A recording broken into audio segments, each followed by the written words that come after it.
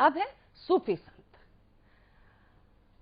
मुगल शासकों ने भारत में सामाजिक सांस्कृतिक समन्वय के क्षेत्र में महत्वपूर्ण योगदान दिया था।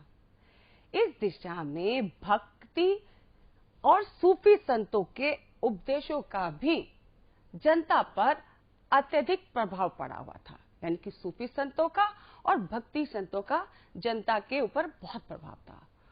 सूफी संतों ने मानव को शांति एवं भाईचारे का संदेश दिया।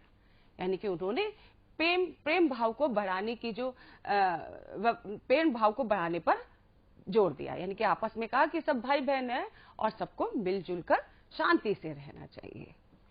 इससे हिंदू मुस्लिम एक दूसरे के निकट आ गए। मुख्य सूफी संत थे, यानी कि जो मुख्य सूफी संत थे उस समय के, वो इस प्रकार से हैं: शाह हुसैन, अब्दुल कादिर, शेख अहमद सर, शेख सलीम चिश्ती, शाह वली उल्लाह, मखदूम शेख, शेख मोहम्मद गोरी और शेख अब्दुल हक।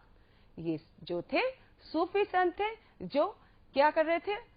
जनता को उपदेश दे रहे थे, भाईचारे का, प्रेम का ये उपदेश देते थे।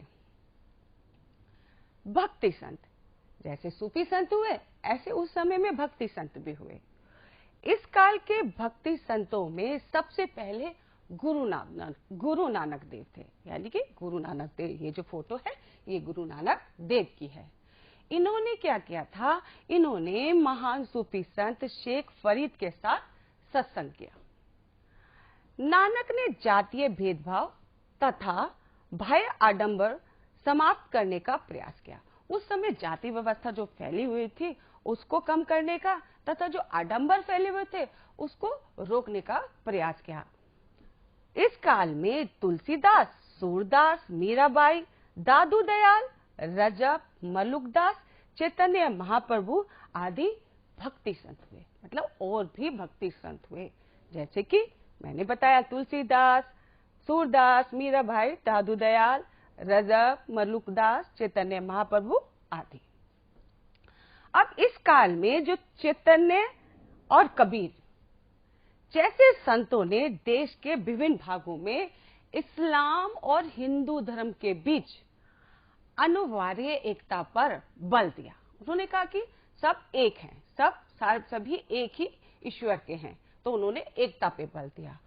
और धार्मिक पुस्तकों, शाब्दिक अर्थों के बजाय प्रेम भक्ति पर आधारित धर्म पर बल दिया। यानी कि इन्होंने प्रेम से और भक्ति पर ज्यादा जोर दिया। मुगलों के धार्मिक प्रयास। मुगल बादशाह सभी धर्मावलंबियों को एक समान देखते थे। हुमायूं सूफी संतों से धार्मिक विचार विमर्श करते रहते थे। जो भी सूफी संत थे उनसे वार्तालाप करते रहते थे। अकबर ने प्रशासन में योग्यता अनुसार सभी वर्गों का प्रतिनिधित्व दिया था। यानी कि सभी वर्गों को समान अधिकार दिए थे। अकबर ने अपनी प्रजा को धार्मिक स्वतंत्रता प्रदान की थी। अधिकांश मुगल बादशाहों ने हिंदू मंदिरों और मठों को अनुदान दिया था। मुगल बादशाहों ने संस्कृत साहित्य का फारसी में अनुवाद करा के स्थानीय भाषाओं के साहित्य को संरक्षण दिया था। यानी कि जो संस्कृत भाषा का साहित्य था उसका अनुवाद कराया था अपनी स्थानीय भाषा में। धार्मिक सहिष्णुता की अधिक उदार नीति अपनाकर और दरबार तथा सेना में हिंदुओं को महत्वपूर्ण पद देकर हिंदुओं और मुसलमानों में पारस्परिक समझ पैदा करने की कोशिश की थी। सूफी संतों का प्रभाव। अब सूफी संतों का क्या प्रभाव था इसको समझते हैं। सूफी संतों के आगमन से धीरे धीरे हिंदू धर्म तथा इस्लाम के मूलभूत सिद्धांतों की बेहतर समझ पैदा की गई। यानी कि सूफी संतों ने क्या किया? हिंदू धर्म और इस्लाम धर्म के सिद्धांतों को समझा और एक समझ को पैदा कराने का, यानी कि सब दोनों संप्रदाय में इसकी समझ को पैदा करने के लिए बेहतर कदम उठाए। इससे पारस्परिक सद्भावना और सहिष्णुता की भावना का विकास हुआ।